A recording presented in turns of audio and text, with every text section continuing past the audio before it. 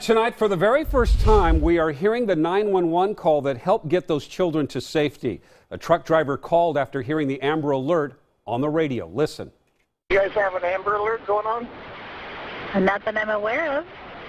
Well, there's one in Oregon. They're looking for a Honda Odyssey, gold one, with Idaho plates, and I just seen it going north on exit 36 on I-5.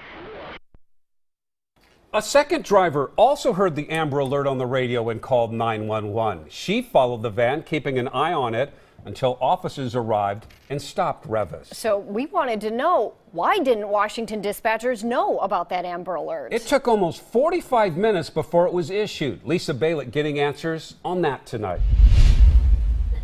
I thought, well, what would be the chance he would drive down, going to Seattle? Because they said he might be going to Seattle. And sure enough, I looked in my mirror and there's a gold van. I thought, no way. Trucker Doug Miller can't believe he may have saved the lives of two little kids. He's a regular on I-5 between Oregon and Washington. On his way back north yesterday, he heard an Amber Alert on the radio in Oregon for two children taken by their dad from Idaho. Detectives said the kids were in imminent danger, possibly in a gold minivan, and gave out the plate. And he drove by me and had Idaho plates, so I called 911, and the Longview 911 didn't know nothing about it. Miller was stunned, but tells Coyne he didn't hang up. And I said, well, there's an Amber Alert going on. I told her, I said, you need to call the State Patrol. Castle Rock Police, along with State Patrol, stopped the van, took the dad into custody, and the kids are safe. We wanted to know why Washington's Amber Alert didn't go out as quickly as Oregon's.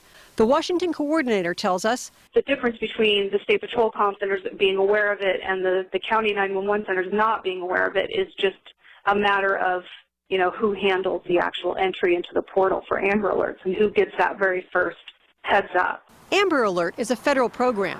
I called Southwest Washington Congresswoman Jamie Herrera Butler's office.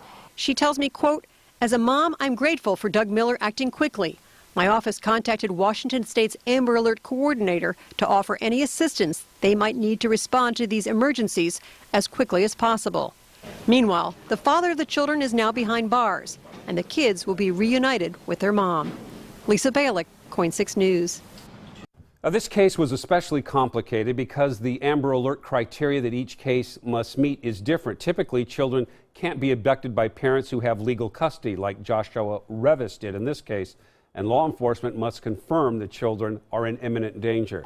And that's hard to do in this case because there was no legal custody issue. And for the first time, we're hearing from the mother of those two children. Brittany Revis says the last few days have understandably been very emotional. She described her first thoughts when she discovered they went missing.